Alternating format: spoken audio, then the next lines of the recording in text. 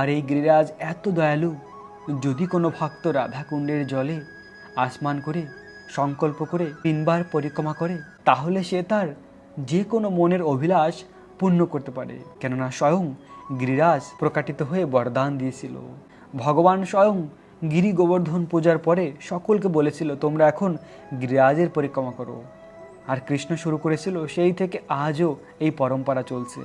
কেননা ভগবান যে শিক্ষা দান করে, এই জগতের সকলের সেই শিক্ষা লাভ করা উচিত, সেই অনুযায়ী জীবনকে পরিচালনা করা উচিত। তো ভগবান শ্রীকৃষ্ণ ব্রজবাসীদের রক্ষা করার জন্য এই গিরিরাজ গোবর্ধনকে ধারণ করেছিল 7 দিন 7 রাত পর্যন্ত। ভগবান একটি লীলার মাধ্যমে অনেক কিছু সম্পাদন করে। যেমন ভগবান এই লীলার মাধ্যমে তার ভক্ত দেবরাজ ইন্দ্রের গর্ভকে হরণ করেছিল এবং তাকে আরও শুদ্ধ ভক্তি করার সুযোগ করে দিয়েছিল। আর এদিকে ব্রজ গোপিকাদের মনের অভিলাষকে পূর্ণ করেছিল।